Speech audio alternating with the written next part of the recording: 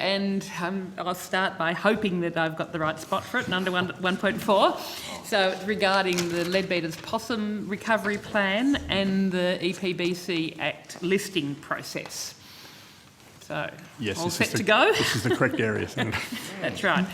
In estimates last year, you stated that the statutory time for the Leadbeater's Possum recovery plan is April 2018, and we're confident we'll get in before that.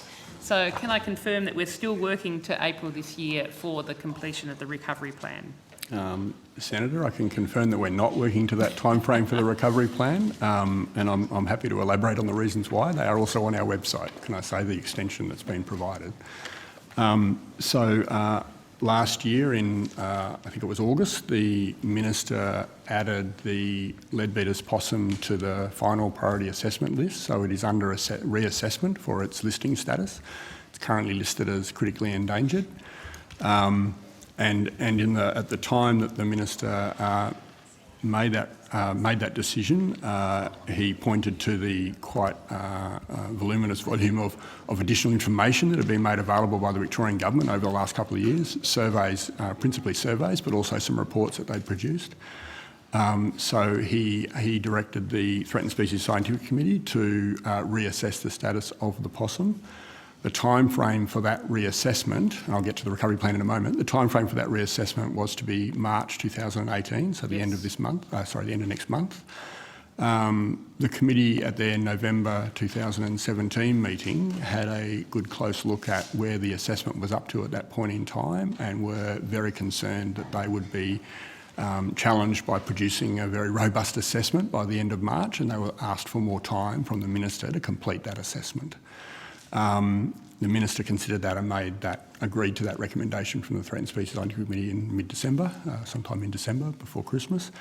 At the time the Minister made that decision to extend the time frame along the lines the committee asked for, which was until the end of September 2018, so it's only a 6 or so month extension. 6 months.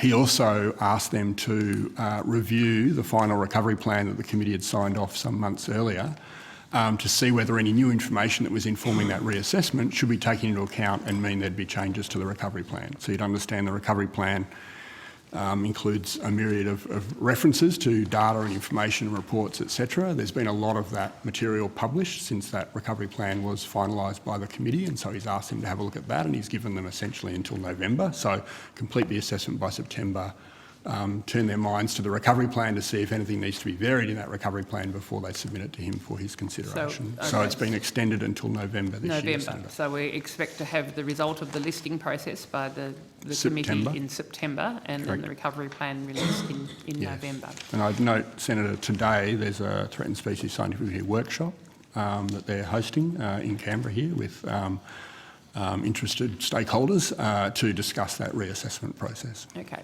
so moving then on to that listing process. So if this is the right spot to ask about that listing process? Yes. So can you talk to me about, you've just mentioned sort of a whole range of new data. Exactly what data is that new data? So I'll answer as best I can, Senator. If you need more detail, I'm not going to be able to provide it. All of my experts in that reassessment are in the workshop today, can I say? I'm not there, so that tells you I'm not an expert.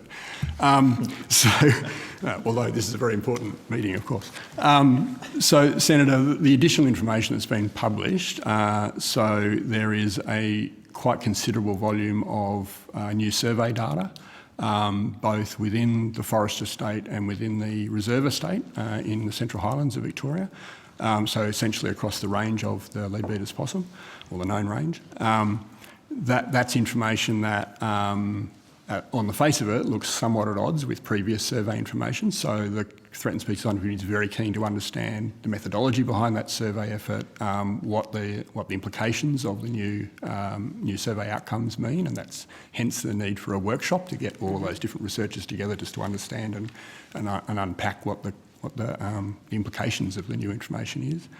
I'd also say that the Victorian Government's released several reports. One that springs to mind is the review of the buffers that in the forestry prescriptions in Victoria, where they essentially reviewed the the efficacy of those buffers, whether they were supporting the possum, what sort of impacts on the forest activities they were having, etc. That was released 12 or so months ago.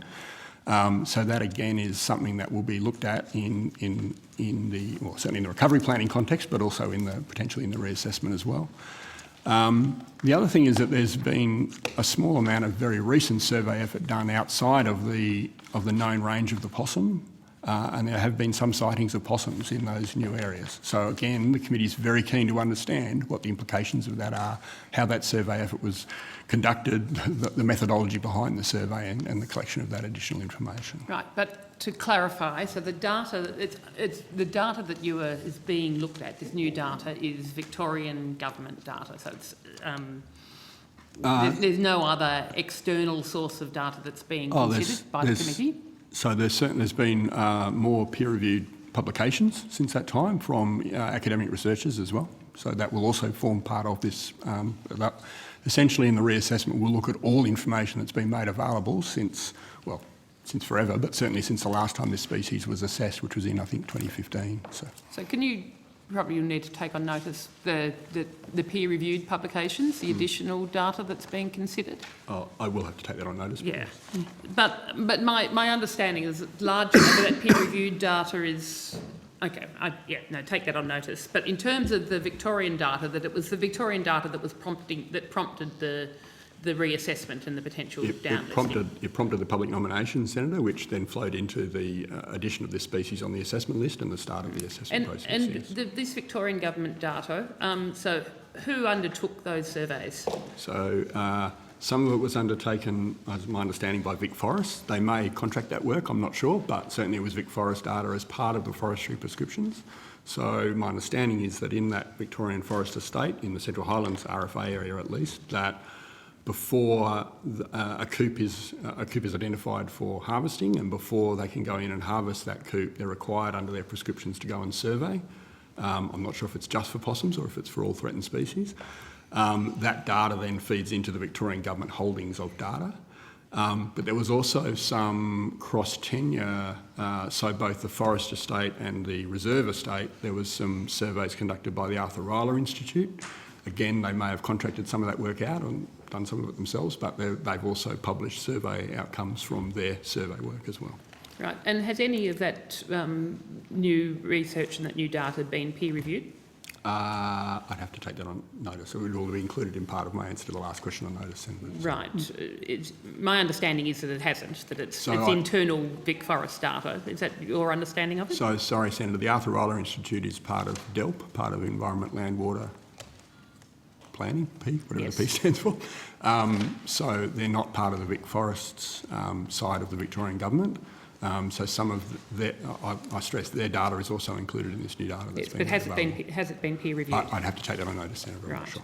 And because certainly there was a very long process, as I understand it, in terms of the uplisting to critically endangered, which required a full suite of peer-reviewed research in order to be critically uplisted. Would you expect that there should similarly be a full suite of peer-reviewed research if you're going to justify downlisting the species?